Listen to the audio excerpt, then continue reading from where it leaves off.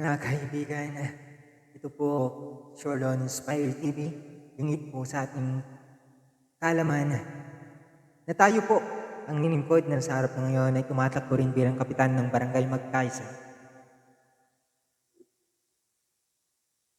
Tinano kong tumakbo sa darating na halalan upang ako naman po ay manilbihan sa ating mga kababayan. Ito na po, gusto ko pong batiin muna ang lahat na nandito ngayon. Magandang gabi po sa inyong lahat. Gusto ko sanang bagitin din naman ang aking mga plataforma na gagawin kung sakali tayo maluklok bilang kapitan ng barangay ito. Ito na, hindi na po natin patatagalin pa. Aking mga kababayan, sa pagpatak ng bagong yugto ng ating bayan, ako ay umaharap sa inyo bilang isang lingkod bayan na may tapang, dedikasyon at pagmamahal sa ating komunidad. Sa bawat hakbang, pang-araw-araw na pagsisikap at pag-uusap sa inyo, ako ay naging saksi sa mga pangangailangan at pangarap ng ating mga kababayan. Sa pamamagitan ng inyong tiwala, handa akong maging tinig ng boses na nais marinig at maging instrumento ng pagbabago ng ating kailangan. Ang aking pangako ay itaguyod ang malasakit at serbisyo na bukod tangi para sa bawat isa.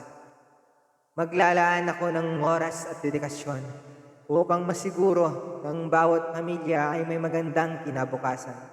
Sa larangan ng edukasyon, ipaglalaban ko ang pagpapalakas ng ating mga paaralan at tiyakin na ang bawat kabataan ay makakatanggap ng dekalidad na edukasyon.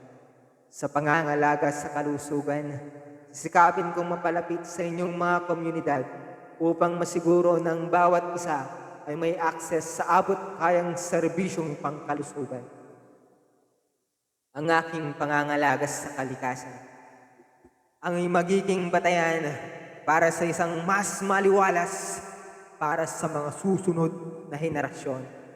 Hindi ko ito magagawa ng mag-isa. Oo, tama ang narinig nyo, mga kabarangay. Hindi ko ito magagawa ng mag-isa. Kailangan ko ang inyong tulong, ang inyong mga idea, at ang inyong mga pangarap para sa ating barangay. Sa pagkakaisa at pagtutulungan, magtatagumpay tayo. Kaya natin to, mga kabarangay. Ako ay humihiling sa inyo ng inyong suporta at pagtitiwala sa darating na halalan. Samahan niyo ako sa paglakbay tungkol sa tungo sa isang mas maganda at progresibong hinaharap para sa ating lahat. Ito muli, si Sherlon Inspire TV na kumakandidato bilang kapitan ng Barangay Magkaisa. Mabuhay tayong lahat. Para kapitan, huwag niyo pong kakalimutan sa balota. Maraming salamat po.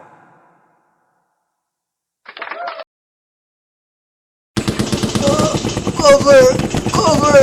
Ito ang Inspire TV para kapitan ng Barangay Magkaisa. Laban!